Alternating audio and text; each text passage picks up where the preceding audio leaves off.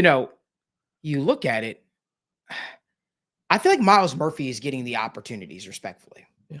I feel like right now he's getting the opportunities. And um, I'm gonna tell you something offline, Zim, but I'll tell you, I've watched him and I've watched him, and it feels maybe it's the injury that he dealt with early in the season, but it feels like his decision making isn't decisive. He kind of plays very stiff, and he isn't. You could tell he's not confident out there. And maybe it's like, hey, I'm not getting the opportunity, all the opportunities, and all this kind of stuff. But I think that for a guy that you drafted in the first round, I always knew he was going to obviously be a project being drafted later in the first round. I think that the results have been lackluster. Just the reason why guys like Cedric Johnson, there's a reason why guys like Joseph Ossai are playing, I think, more significant snaps. That's just my thought process.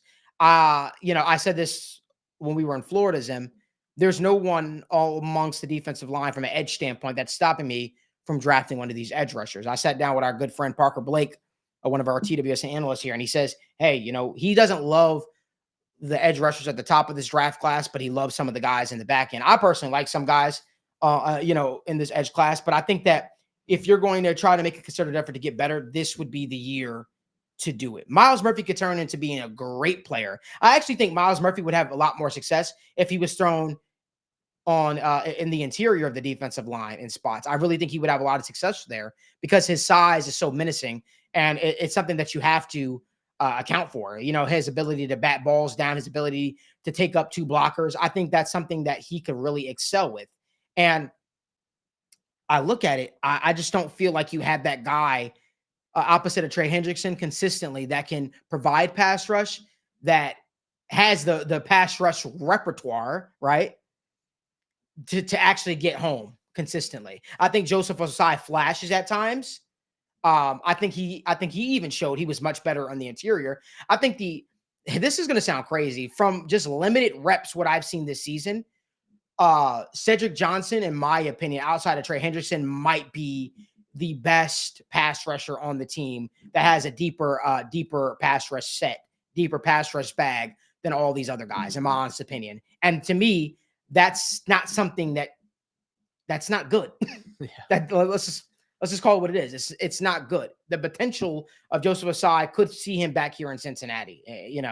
That's just my thought process. Danny, what are your thoughts though? Yeah, I think it's pretty simple. Like, these dudes are like, they flash in certain aspects. Like you said, Ossai looks good, and you can tell the defense, like whether it's Lou or Hobby, they clearly see something with a guy like Ossai on the interior. Myles Murphy, I'm with you. Myles Murphy, when you look at the snaps that he's played and you look at the snaps that other guys in the same draft class or even last year, guys who just got drafted, what those guys are showing versus what Myles Murphy is showing is, hey, you have to do something to upgrade your room. You go look at guys like the Miami Dolphins, Chop Robinson, right? He is a quote unquote project. That dude has flashed. He has made big time plays in big time moments, and he has at least showed something. Hey, we can develop him, and we're confident he can be our starting pass rusher, and he can make big time plays. Myles Murphy's got what, 400, 500, 600 snaps under his belt? And at this point, I'm with you. I look at the draft and I say, hey, round 1, round 2, you're definitely adding an edge rusher, and maybe go to free agency. Hell, the Azeez Ojulari, the Chase Young, there is no reason why you can't be trying to get better at that position, because we talked about it. How can you win in the NFL? In my opinion, you win in the trenches.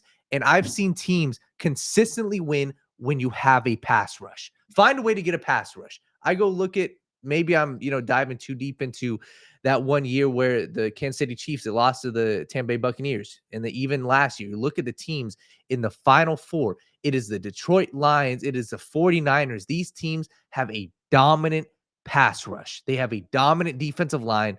The Bengals don't have that. So how do you get there? And that's why I really look at this defense in general.